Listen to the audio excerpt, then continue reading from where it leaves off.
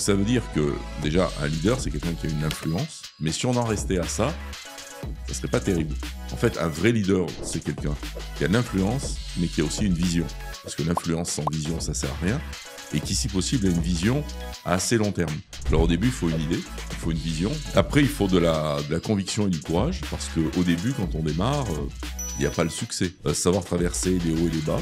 Donc le développement durable c'est résilience, s'adapter et innovation. Et si je ne les vois pas, c'est pas au pied du mur que je vais gérer comment je peux anticiper les problèmes, comment je peux trouver des solutions de contournement, et comment ensuite, peut-être je vais trouver des opportunités. Quand on a créé cette activité, on n'avait qu'un seul but, c'est avoir de l'impact. C'est-à-dire, à notre place, porter des messages et contribuer à ce genre de messages, à porter des sujets et des convictions. Bonjour et bienvenue dans ce nouvel épisode de Qiyada. Qiyada veut dire leadership en arabe. Aujourd'hui, nous abordons un sujet plus que jamais au cœur des préoccupations mondiales, le leadership dans un monde en transition et la manière dont il peut transformer les relations en des alliances durables et inspirantes. Pour cette discussion, nous avons le plaisir d'accueillir Sylvain Lambert, associé responsable des activités de développement durable de PwC France et Maghreb. Sylvain a plus de 30 ans d'expérience sur les questions de durabilité. Il conseille entreprises et investisseurs sur l'intégration du sujet du développement durable dans leurs stratégies, leurs opérations et leurs politiques d'investissement. Il est également vice-président de l'ORS, membre du comité exécutif de l'Institut de la finance durable et co-auteur de « Il n'y a pas d'entreprise qui gagne dans un monde qui perd ». Bonjour Sylvain et bienvenue dans ce podcast. Bonjour Iba. On est ravis de vous avoir aujourd'hui. Vous avez fondé le département de développement durable chez PwC et vous avez accompagné pas mal d'entreprises dans leur développement durable, dans leur transition vers ce développement durable. Aujourd'hui, dans notre monde actuel, quelles sont les qualités d'un leader ? C'est vraiment une excellente question parce que c'est un monde qui est de plus en plus complexe. Ou en tous les cas, même par rapport aux enjeux de durabilité, c'est un monde qui se tend, et on le voit aujourd'hui d'ailleurs, puisqu'on a, au plan politique, des débats extrêmement intenses sur comment regarder le monde de demain, comment regarder la durabilité, avec des postures qui sont parfois radicalement opposées. Si vous prenez ce qui s'est passé aux États-Unis, on a, en tous les cas, un président et un gouvernement qui pensent qu'un certain nombre d'enjeux de durabilité, en particulier le climat, ne sont pas des réalités fortes. Vous aviez en Europe, jusqu'à une date récente, une Europe qui considérait que c'était un sujet de transformation majeur. Et là, même au sein de l'Europe, aujourd'hui, il y a un débat profond. Donc ça veut dire que, déjà, un leader, c'est quelqu'un qui a une influence. Donc clairement, Donald Trump a une influence sur ce qui va se passer aux États-Unis, ce qui va se passer dans le monde. Donc un leader, c'est quelqu'un qui a de l'influence. Mais si on en restait à ça, ça serait pas terrible. En fait, un vrai leader, puisque vous me posez la question, à mon sens, c'est quelqu'un qui a de l'influence, mais qui a aussi une vision. Parce que l'influence sans vision, ça sert à rien. Et qui, si possible, a une vision à assez long terme, qui est capable d'emmener les gens, de comprendre ce qui arrive, de les emmener, et qui a aussi du courage, parce que parfois, quand on regarde loin devant, il y a des bonnes nouvelles et il y a des mauvaises nouvelles. Le leader, c'est celui qui ne ferait qu'un seul choix, que les bonnes ou les mauvaises, et qui ne ferait pas la balance. Là, ça serait un leader qui aurait un parti pris, et donc un mauvais leader. Donc influence, vision à long terme et courage. C'est ce qui fait un leader aujourd'hui.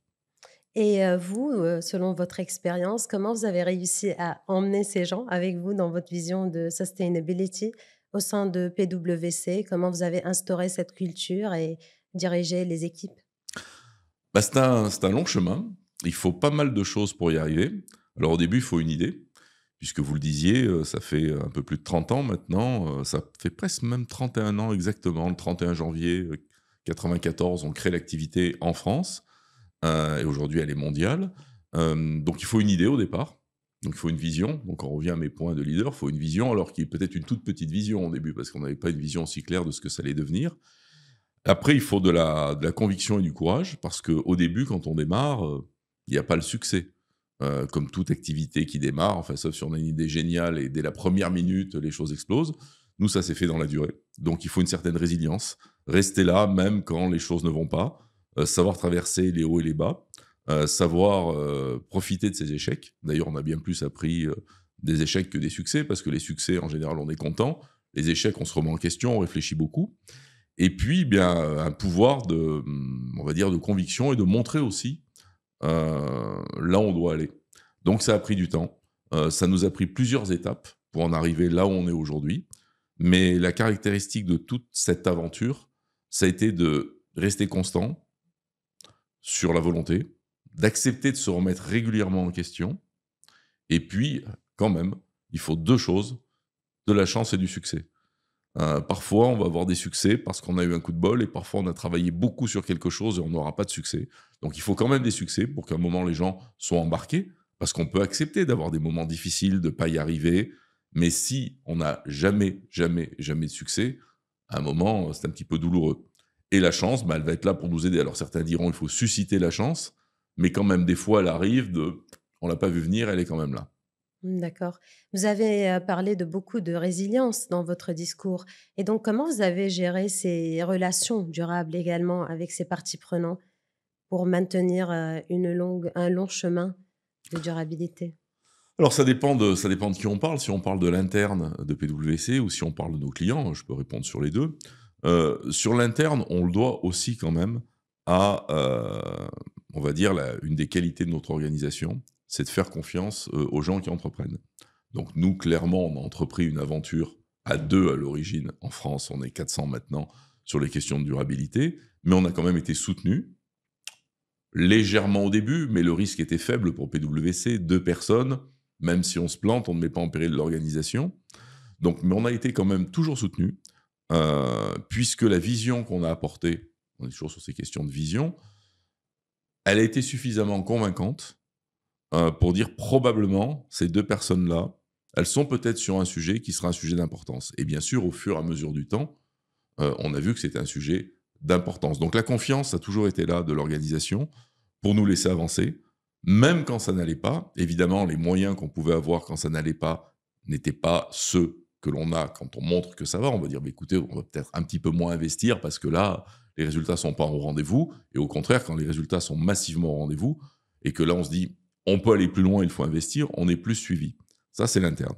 Sur l'externe, bah, je dirais que c'est un peu pareil et comprendre qu'il est important d'avoir des idées claires. Et j'en reviens sur un sujet qui est important pour moi, qui est les convictions. Quand on est dans mon métier, qui est un métier de conseil, c'est-à-dire je ne vends pas des produits, je vends du conseil, il faut comprendre que nos clients à nous sont peu intéressés par des offres. C'est-à-dire, bien sûr, on a des offres, on peut vous faire ça, on peut vous faire ça, on peut vous faire ça. Ça n'intéresse pas grand monde. Et puis d'abord, ça change. Des offres, c'est pas statique. Ce qui les intéresse, en tous les cas, quand on veut avoir de l'impact dans notre métier, quand on veut contribuer à des transformations, c'est d'avoir des convictions. Et donc, il faut se forger des convictions. Il faut se les forger avec soi-même, avec des lectures, avec des partenaires, avec des gens que l'on rencontre. Il faut sortir, il faut s'ouvrir. Et en fait, dans la durée qui était votre question, les convictions, c'est quelque chose qui peut faire de vous un interlocuteur avec qui on a envie de discuter. Vous avez beaucoup de valeurs dans votre discours et donc avec votre background en économie également, comment aujourd'hui un leader il pourra faire cet équilibre entre ses convictions, ses valeurs, ce qui est juste à faire et la partie économique des entreprises? Je pense que sur l'économie, par rapport à votre question, il faut distinguer 2 choses, le court terme et le long terme. Et D'accord. c'est d'ailleurs un des grands enjeux des questions de durabilité, qui parfois ont leur retour sur investissement, donc leur attractivité économique, puisqu'il y en a une, parce que s'il n'y en a pas, ça ne sert à rien. Donc ils ont leur attractivité économique à long terme. Et il y a souvent ce débat, le fameux débat en France qui avait été donné, la fin du mois contre la fin du monde, de dire, mais attendez, avant de nous parler de la fin du monde qui est hypothétique, nous, il faut qu'on mange à la fin du mois. Et c'est vrai que c'est un sujet de fond. Mais si on regarde quand même aujourd'hui, les réalités en matière de durabilité nous montrent qu'elles ont des conséquences, et on en a plein la presse économique tous les jours, j'en donnerai un ou 2 exemples, elles ont des conséquences économiques extrêmement fortes. Par exemple, les phénomènes climatiques peuvent impacter vos approvisionnements, détruire des ressources qui sont essentielles pour vous. Il y a eu des entreprises, notamment automobiles en Europe, qui cet été, pendant l'été 2024, ont perdu plusieurs milliards parce que leur chaîne de valeur, leur supply chain, a été impactée par des inondations qu'on n'avait jamais eues l'été dans cette région d'Europe. Donc là, on a bien eu un effet économique extrêmement fort. Donc, comment on peut réconcilier économie et durabilité? Déjà en pensant court terme, long terme, et puis en se disant que c'est probablement la durabilité ou le développement durable l'enjeu le plus important auquel on fait face. Si on ne prend que le sujet du climat, et il y a bien d'autres sujets que le climat, l'eau, la biodiversité, même des sujets sociaux, les droits humains, l'éducation, etc. Mais si on ne prend que le climat, ce que nous dit la science aujourd'hui, c'est que dès maintenant, et dans 5 ans, et dans 10 ans, pas besoin d'attendre 20 ans, il y aura des effets extrêmement significatifs en matière d'approvisionnement dans l'agroalimentaire, en matière de qualité de vie. Un exemple, notamment, dans le domaine des cosmétiques, si je prends les parfums, il y a une fleur qui est extrêmement importante dans les bases de parfums, qui est la bergamote. Voilà, la bergamote, elle est utilisée dans plein de parfums dans le monde, parce que c'est une bonne base. L'essentiel de la bergamote qui est utilisée par les parfumeurs dans le monde, 95%, vient d'une région du sud de l'Italie, en Calabre. Il se trouve que les effets du climat, on est dans le sud de l'Italie, font que, le parfum de la bergamote se transforme et impacte donc les bases de parfum. Donc vous fabriquez du parfum, il faut tous les jours réadapter vos solutions en R&D parce que ce que vous aviez il y a 6 mois, ça n'a plus le même parfum, il faut le réadapter. Et 2, la quantité de bergamote disponible est plus compliquée à avoir, elle se réduit, la ressource. Donc comment vous adapter? Donc là, vous avez un phénomène physique avec des conséquences bien concrètes au plan économique, parce que pour un acteur du parfum, il faut investir plus régulièrement pour imaginer de nouveaux parfums et commencer à investir pour se substituer à la bergamote. Donc le développement durable est un sujet majeur économique et un enjeu majeur de transformation. Le seul débat, comme je le disais, c'est que parfois à très court terme, si je raisonne tous les quarters, par exemple, si je dois délivrer tous les trimestres mes résultats financiers, une action que je lance maintenant, qui va me coûter cher maintenant, donc avec du cash sorti maintenant, le trimestre d'après, je n'aurai pas de résultat. J'aurai un résultat à 3 ans. Mais vous me pointiez sur le sujet de la résilience. La résilience, déjà, pour avoir de la performance économique, il faut de la résilience. Si je ne suis plus là, si mon entreprise a disparu, il n'y a plus de performance économique. Donc le développement durable, c'est résilience, surtout s'adapter et innovation. Voilà un peu une réponse un peu longue à votre question de comment réconcilier l'économique et la durabilité. Très intéressant ce que vous avez dit, d'en revisiter en continu le business model. Exactement. Et revoir les threats qui viennent du climat et voir comment on peut réadapter en R&D, en recherche et développement, mais également dans d'autres domaines. D'ailleurs, ça me fait penser, vous me parliez du leader tout à l'heure. Le leader, c'est quelqu'un qui doit accepter de regarder les risques. C'est pas parce que ce que nous annonce la science, on va croire que je suis un maniaque du climat, mais je reste sur le climat, parce que c'est plus simple en termes d'illustration, c'est pas des bonnes nouvelles. C'est pas de bonnes nouvelles pour l'être humain, pour la société, pour l'économie. Il n'y a pas de bonnes nouvelles, en tous les cas, à moyen long terme. À très très long terme, peut-être au-delà de 2100, et on verra. Mais si ce n'est pas des bonnes nouvelles et que le leader est là, ce qui est le cas souvent des politiques, pour dire « mais moi, je ne veux pas annoncer de mauvaises nouvelles. Si je veux être élu, je n'annonce que des bonnes nouvelles. » Mais je suis en train de rater mon rôle, ma responsabilité. Ma responsabilité, elle est de comprendre, voir, mais ensuite de voir comment je traite les choses. Et un leader économique, il est là pour se dire « effectivement, je vais avoir des problèmes sur mon business model, comme vous le disiez, mais comment je les adresse? Il est menacé, mon business model, si je ne les vois pas. C'est pas au pied du mur que je vais gérer. Comment je peux anticiper les problèmes? Comment je peux trouver des solutions de contournement? Et comment ensuite, peut-être, je vais trouver des opportunités, des nouveaux business, des nouvelles solutions pour gérer ces choses-là. Mais ce qui est certain, c'est que si je ne les adresse pas, je vais dans le mur. Si je les adresse, j'ai une chance de les éviter et de trouver des solutions de création de valeur. C'est aussi ça, un leader. Est-ce que le leader, il a le pouvoir absolu de prendre ses décisions et qui faut-il qu'il puisse convaincre pour instaurer ça dans une entreprise? Alors, le pouvoir absolu, ça dépend de la gouvernance et de la culture. Rares sont, à part dans certaines structures, mais un leader avec un pouvoir absolu. Il a une gouvernance autour de lui. Donc, il y a, par exemple, il a un comité de direction et un conseil d'administration. Alors, parfois, c'est une entreprise qui a été fondée et dont le propriétaire, le leader, est le décideur.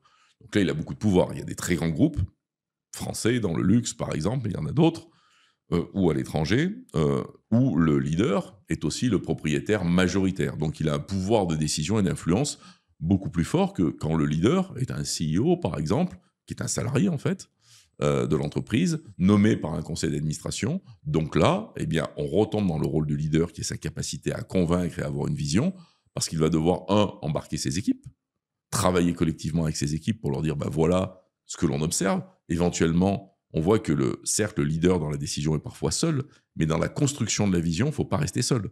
Nous, par exemple, je parlais de gens avec qui on travaille avec des associations, avec des académiques, on a notre réseau international, parce que les sujets qui arrivent d'ailleurs sont polymorphes, de multiples dimensions, il faut les comprendre, il faut les saisir, et à moins d'être extrêmement fort, seul vous n'y arriverez pas. Donc premier plan, c'est comprendre ce qui arrive. Deuxièmement, c'est être capable de l'expliquer. Et troisièmement, le leader, il est là pour dire, écoutez, voilà la situation. Je me suis fondé un point de vue. Je le partage avec mes équipes. Et ensuite, si je ne suis pas le propriétaire, je vais en parler avec mes actionnaires pour leur dire, il est dans l'intérêt de l'entreprise, dans le vôtre, de prendre un certain nombre de décisions.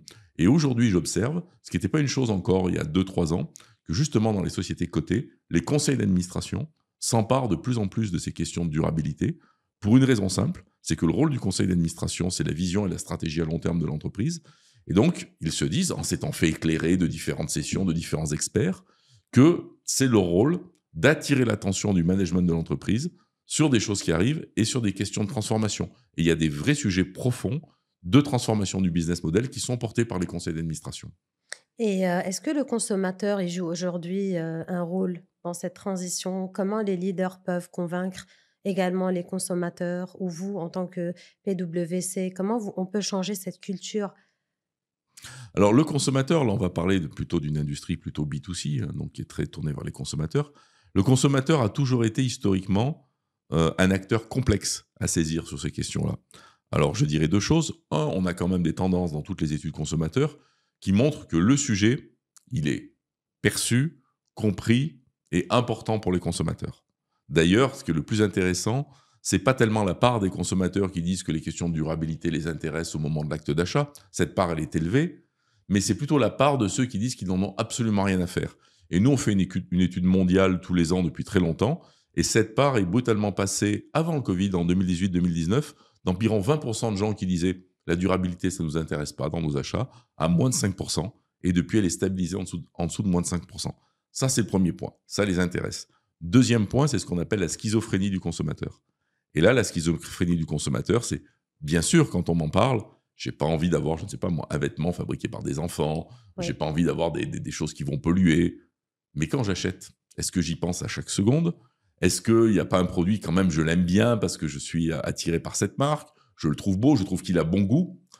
Bon, et puis, je peux en acheter un une fois, c'est pas parce que moi je l'achète que ça va complètement changer. Donc le consommateur, c'est quelque chose d'assez complexe.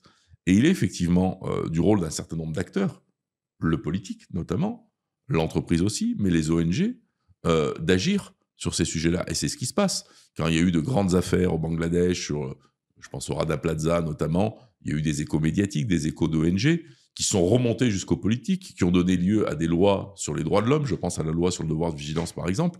Donc on voit qu'il y a un système large qui peut influencer le consommateur, mais le consommateur est probablement l'acteur le plus complexe à saisir, parce que d'abord, quand on dit le consommateur, c'est des tas de gens. C'est des gens qui ont beaucoup d'argent, des gens qui ont peu d'argent, des gens qui ont des tas de métiers, qui sont dans des tas de domaines, dans des tas de pays. Donc je dirais que oui, en moyenne, la vision par le consommateur, et je pense que les Californiens aujourd'hui sur le changement climatique, ils sont extrêmement sensibilisés compte tenu de ce qui se passe depuis plusieurs années, de ce qui s'est passé récemment chez eux. Les gens du nord de la France ou en ce moment de l'ouest qui sont inondés en permanence se rendent compte que ce n'est pas une incantation d'écolo-bobo et une réalité, mais le consommateur, très sensible comme sujet.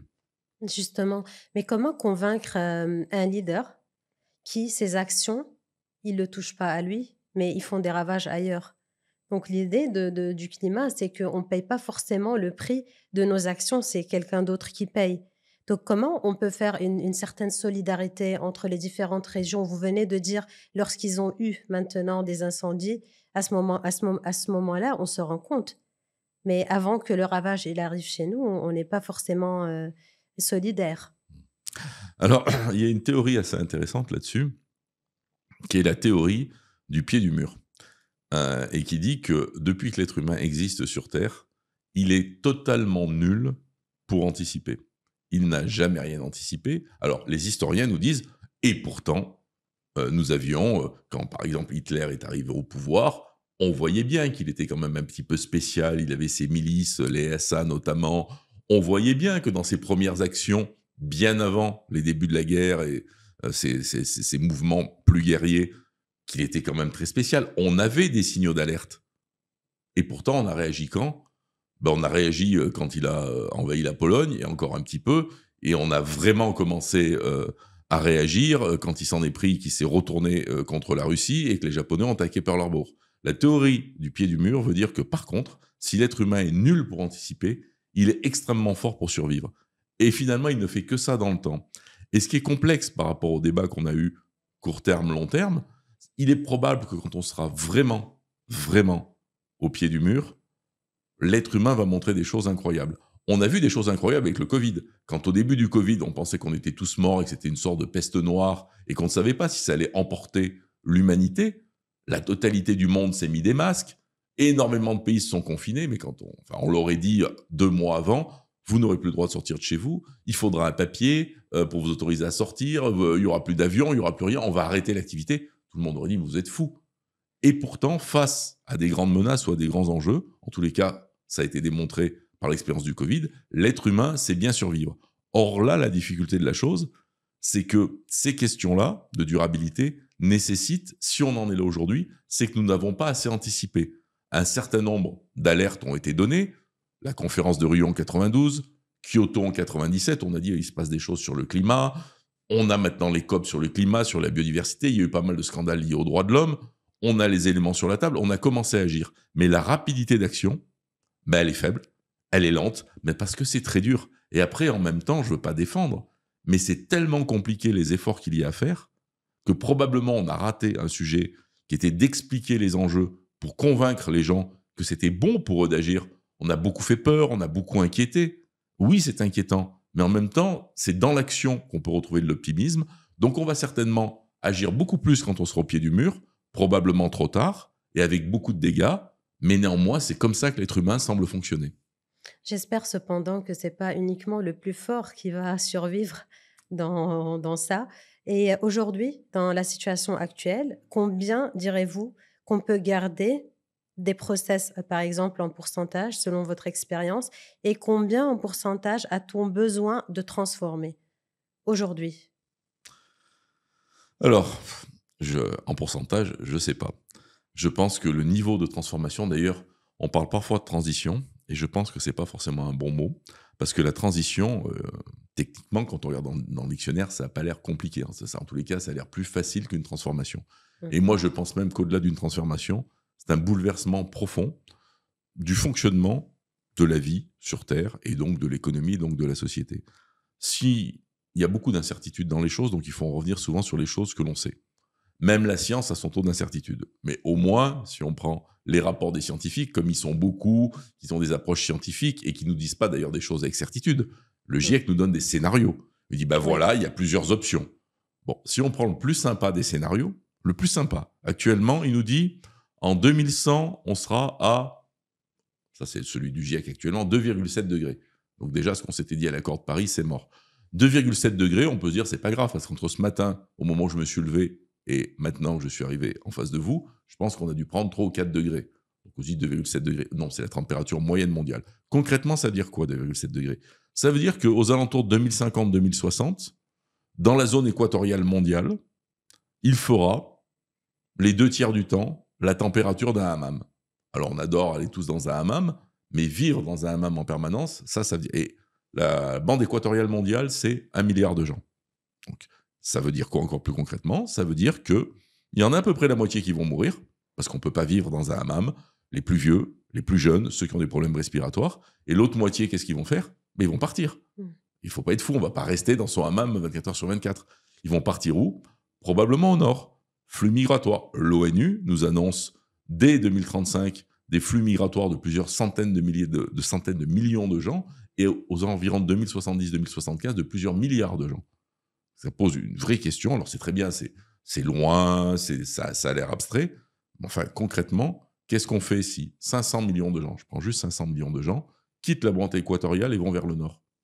Comment on fait? On met des miradors et des mitrailleuses, on va dire vous rentrez pas, on les laisse rentrer. Donc c'est une transformation profonde et on en revient sur le sujet de l'anticipation. Et c'est là où on ne peut pas que théoriser, parce que pour un leader, en l'occurrence politique, dire ça, c'est compliqué. C'est extrêmement compliqué. Il faut beaucoup de courage, mais peut-être même de l'inconscience. Parce que quand on théorise calmement là, bien sûr, on commence à nous le dire, les Nations Unies nous le disent, il faut s'y préparer. Mais enfin, une fois qu'on l'a dit, qu'est-ce qu'on fait? Et concevoir les solutions, c'est d'une complexité absolue. Donc je ne suis pas en train d'être catastrophiste, je parle d'anticipation, je parle du courage du leader. Mais on n'est face pas à une petite chose. On n'est pas face à un petit truc qui dit, voilà, on va trouver une formule et ça va être réglé. On est face à un bouleversement extrêmement significatif. Donc, quand vous posiez la question de quel process on doit changer, il y a beaucoup de choses qu'on doit changer, y compris dans le fonctionnement de l'économie. On le voit, les grandes organisations internationales, les COP, tentent de mettre en place des mécanismes sans succès. On a vu en Azerbaïdjan, on avait la COP 29, qui est globalement un échec. Globalement un échec. Coup de bol, ce n'était pas une COP majeure par rapport à celle de Belém l'année prochaine au Brésil, mais on a échoué quasi sur tout, et notamment sur un sujet qui est important, qui avait été ouvert à la COP28, c'est-à-dire on devrait peut-être commencer à mettre un peu d'argent de côté pour adapter nos économies. On a réussi un truc à la COP29 quand même. On mettait les 23 pays les plus développés, mettaient tous les ans 100 milliards de dollars pour aider les pays en voie de développement à régler les problèmes de changement climatique. Là, on dit qu'il fallait 600 milliards, donc échec. Mais on est passé de 100 milliards à 300 milliards. Ça, c'est déjà pas mal. Quand même, on fait x3. Par contre, sur le fonds qui a été créé pour préparer l'adaptation, c'est-à-dire comment on se prépare, vous parlez de la question qu'est-ce qu'on doit adapter, il y a un fonds, zéro, échec complet. Donc, on a du mal à se mobiliser. Alors, si on est très négatif, on le reste, mais on peut se dire quand même, on a des COP, les gens se réunissent, on en parle, il y a quand même quelques avancées, mais on n'est toujours pas au pied du mur. Donc oui, on va vers un bouleversement, beaucoup de choses vont devoir changer. La question importante, c'est celle qu'un peu que vous évoquiez, si on est au pied du mur, est-ce que c'est les plus forts qui vont s'en sortir? Alors face à des problèmes de résilience comme ça, en tous les cas, ce n'est pas la force physique, c'est dans la tête souvent. Donc c'est les plus forts, mais peut-être les plus forts mentalement, et peut-être pas, donc pas ceux qui ont le plus d'armées, pas ceux qui ont le plus d'eux.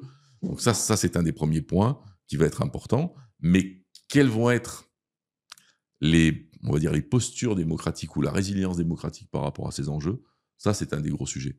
Et il y a eu certains débats aujourd'hui qui disent qu'un des principaux ennemis du développement durable a été la démocratie, parce qu'en démocratie, pour agir, il faut réunir un consensus, il faut réunir une majorité, et que cette majorité est complexe, et qu'en dictature, il suffit qu'un dictateur dise « on part là », et tout le monde va là. Ça, c'est un débat extrêmement compliqué. Mais donc, est-ce que les systèmes démocratiques vont résister à cette façon d'être au pied du mur? J'ai pas la réponse. Hein. Ouais. En tous les cas, j'ai la question. Est-ce qu'en cas d'urgence, on peut se permettre aussi de garder la démocratie? Parce dans le Covid, on n'a pas eu trop de démocratie non plus dans les choix qu'on devait faire ou pas. Donc, c'est un débat et vous avez vu les effets. Ça a créé le complotisme, ça a créé des tas de choses, ça a créé des tas de débats. Mais c'est là où aussi, je pense qu'un des échecs qui n'est pas final, qu'on a eu jusqu'à maintenant et que j'évoquais, et qui est toujours un problème de leadership, mais une fois de plus, il faut être compréhensif, parce que c'est facile de dire c'est un problème de leadership, vas-y, fais-toi élire président de la République, et va à la tribune porter ça. Ce n'est pas simple. Mais a été un manque de pédagogie et un manque de montrer qu'il peut y avoir de l'optimisme et un futur désirable malgré les choses complexes. Dire oui, c'est très dur, mais la contrepartie des efforts qu'on sera peut-être amené à faire, c'est la survie, ce qui est une bonne nouvelle, on va peut-être pas disparaître, et deux, de construire un autre monde. Oui, pour plein de gens, ça passe par des renoncements. Si vous aimez énormément voyager, il est possible, peut-être probable, mais en tous les cas possible, que l'accès à l'avion soit plus compliqué dans les 30 ans qui viennent, pour des raisons techniques, pour des raisons sociales, pour des raisons réglementaires liées aux émissions de CO2. Donc pour vous, c'est peut-être extrêmement dur de vous dire, mais attendez, moi, ma vie, c'était je me baladais dans le monde parce que ça coûtait pas cher, il y a des avions partout. Et pour d'autres qui ne voyagent pas, on dit, bon, moi, si je pas... Ça, c'est pas dur. Donc on a chacun notre part de renoncement, mais on a beaucoup montré les parts de renoncement, on n'a pas montré la contrepartie positive à ça, qui est d'être toujours là, et peut-être de retrouver d'autres modèles, d'autres plaisirs, d'autres sources de joie, qui seront au moins tout aussi importantes. Et ça, c'est le job du politique. Aujourd'hui, quelle empreinte vous désirez laisser dans ce monde? Donc, en d'autres termes, quels sont aussi vos conseils pour les futurs leaders? Alors bon, je n'ai pas l'arrogance folle de laisser une empreinte dans le monde. Il faut rester calme. Mais au moins dans mon activité, dans la maison PwC, j'aurais deux choses. Un, quand on a créé cette activité, on n'avait qu'un seul but, c'est avoir de l'impact. C'est-à-dire, à notre place, pouvoir avoir eu, même si c'est une petite influence, après on a les battements des ailes de papillon, mais avoir au moins eu de l'impact, porter des messages et contribuer à ce genre de messages, à porter des sujets, des convictions. Ça, c'est le premier point, donc on essaye de faire ça. Et le deuxième point, moi, ce que j'aimerais laisser, et ce qui me remplit de joie, c'est d'être parti à deux, il y a 30 ans, sur un sujet qui faisait rire tout le monde, d'être aujourd'hui 400 en France et plus de 11 000 dans le monde, de se dire, bah, finalement, on n'était pas totalement débile en créant ça. Ça a du sens. Alors, ça a du sens parce que ça marche, mais ça a du sens aussi parce que les gens qui travaillent dedans, il y a de plus en plus de gens qui veulent travailler là-dedans, parce que nos clients, ils voient du sens, trouvent que c'est utile ce que l'on fait. Donc ça me satisfait. Maintenant, laisser une trace mondiale, j'en doute. Mais au moins, ces deux-là, d'avoir eu tout le temps d'avoir cherché l'impact, d'avoir porté des convictions et d'avoir développé une activité qui va continuer parce qu'elle a du sens, bah ça me fera plaisir. En tout cas, je pense, d'une part que vous êtes très humble, mais d'autre part, on est tous convaincus que vous avez, pendant 31 ans, comme vous avez dit et même plus dans votre carrière, vous avez laissé pas mal d'impact et on espère que cet impact est exponentiel et qu'il va changer beaucoup la vie de plein de personnes. Sylvain, vous nous avez parlé de relations durables avec les différentes parties prenantes et comment vous maintenez des relations durables aussi en dehors du travail, dans votre vie perso? Je pense qu'il y a un mot qui est clé pour ça. Déjà, il faut être assez cohérent parce que si on est schizophrène et qu'on est au travail, ce que l'on n'est pas dans la vie, enfin réciproquement, c'est-à-dire qu'on endosse une sorte de costume quand on est au travail et Mmh. qu'on est aux antipodes, ça ne marche pas. Donc je pense que la cohérence, elle est extrêmement importante et qu'on n'est jamais si bon sur un sujet que quand on aime le sujet, qui résonne pour vous, qu'il a du sens et qui correspond à vos valeurs. Moi, mon métier, il me remplit, de joie. Ça ne veut pas dire qu'il n'y a pas des moments de galère, on travaille trop un moment, on n'est pas content. Mais ce que je fais depuis plus de 30 ans, ça me remplit de joie parce que c'est un sujet qui est important pour moi. C'est un sujet sur lequel bah, j'ai envie d'avoir de l'impact, alors à ma place, hein, mais enfin, en restant dans mon rôle. Et donc, bah, c'est des choses qui sont importantes pour moi dans le privé, c'est des choses qui sont importantes au plan professionnel. Et j'ai cette chance, parce que c'est probablement pas le cas pour tout le monde, de pouvoir dire, travailler, c'est pas la seule de mes passions, mais de travailler sur quelque chose qui résonne vraiment. J'imagine qu'un médecin, par exemple, pour qui c'est un peu une vocation, ça peut être des choses comme ça. Donc, cohérence, c'est le point clé. Il faut que les valeurs correspondent dans les deux cas. Sinon, on n'est pas crédible, on ne peut pas avoir de l'impact.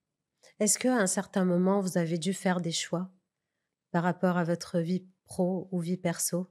Oui, oui, clairement, c'est un métier, alors ça, c'est propre au conseil et c'est propre aussi nous, on est dans une activité qu'on a développée, jusqu'à il y a, 5 ans, on était 80, donc on est 400 aujourd'hui, donc il y a eu des explosions et il y a eu des hauts et des bas, comme je vous l'ai dit. Donc il y a des moments, on s'est beaucoup remis en question, on a eu des échecs, évidemment, on a eu des succès, mais on a eu des échecs aussi. Les échecs font mal, on doit en tirer des leçons et ça veut dire qu'il y a des moments, il a fallu vraiment, vraiment énormément travailler. Je pense, moi, par exemple, la période 2010-2020 a été une période de transformation complète de l'activité, bah, qui a créé les gènes de devenir 400 et où j'ai travaillé comme un dingue et donc où clairement ma vie personnelle est passée au second plan. Alors et par choix et à des moments subis. Il y a des moments où je me disais: «Bon là, je vais un peu me calmer» et puis, les clients, le marché, la situation faisaient que ce n'était pas possible. Mais, j'ai malgré tout fait le choix, de donner plus à ma vie professionnelle, alors qu'il me nourrissait, me remplissait de joie par rapport à ma vie personnelle. Voilà, donc là, clairement, j'ai fait des choix. Aujourd'hui, j'ai la chance d'avoir une grande équipe, des gens, formidables qui travaillent avec moi, des gens qui sont demain aussi, il faut penser à demain, à transmettre. On n'est pas un leader, en tous les cas, d'une activité toute sa vie. Il faut avoir cette capacité de transmettre, donc de pouvoir un peu plus équilibrer. Mais oui, oui, j'ai fait des choix, oui. Et Sylvain, face à l'échec, elle est où cette limite entre remettre en question ses propres compétences et la vision qu'on a et se dire, «C'est un coup peut-être de malchance», comme vous avez dit tout à l'heure? Bah, je pense que, faut accepter l'échec. En tous les cas, si vous voulez développer quelque chose, il n'y a pas de développement sans risque. Donc si vous voulez développer quelque chose, il faut pas avoir peur de l'échec et déjà de l'échec dans le travail, c'est pas non plus un échec fatal. Ça peut être lourd de conséquences. Vous pouvez perdre vos revenus, vous retrouver dans une situation, mais vous vous retrouvez pas condamné à mort. Donc déjà l'échec, faut pas en avoir peur et ensuite, faut y faire face, calmement. Alors là, j'en parle, comme ça, mais j'ai eu des gros échecs, il y a des Mmh. moments où vous avez le moral au fond des chaussettes et ça vous rend pas extrêmement optimiste. Mais il faut avoir un peu de punch, un peu de rage en soi pour se dire: «Bon, je me suis planté». La première chose, c'est l'acceptation. La négation de l'échec, à un moment, tout vous dit que vous êtes planté, faut l'accepter. Accepter, c'est déjà un grand pas en avant. OK, je me suis planté. Premier point. En fait, il y a 3 choses à faire dans l'échec. Un, l'accepter, 2, le comprendre et 3, en tirer des leçons. Donc je l'accepte, je me suis planté. Qu'est-ce qui s'est passé? Qu'est-ce que j'ai fait? Et j'ai peut-être pris une mauvaise décision, ma conviction n'était peut-être pas bonne, Et ensuite, comment j'aurais pu le traiter? Quelles sont les leçons que j'en sors? Peut-être qu'à un moment, j'ai pris une mauvaise décision, j'allais à gauche ou à droite et j'ai fait le choix d'aller à droite, c'était peut-être à gauche et est-ce que j'avais les signaux? Qu'est-ce que je peux en tirer pour la prochaine fois? Et là, vous commencez à partir déjà du moment où vous l'avez accepté, vous vous sentez mieux. Quand vous l'avez compris, là où la genèse de l'échec, vous vous sentez encore mieux. Puis quand vous avez trouvé la solution, vous dites: «OK, sur ce sujet-là, c'est la dernière fois que je me plante» et vous en tirez une grande force. Mais il faut l'accepter. Le plus dur, c'est l'accepter. En tout cas, je trouve que vous avez beaucoup de courage de déjà montrer cette vulnérabilité également quand vous avez un échec, au sein des équipes, ou même vis-à-vis de vous-même. Oui, je dirais l'échec ne doit pas être fatal et Dieu merci, dans le travail, il est rarement fatal. Nous vous remercions beaucoup d'être, venu aujourd'hui, Sylvain Lambert, et bienvenue encore une fois. Merci beaucoup à vous, c'était un débat passionnant.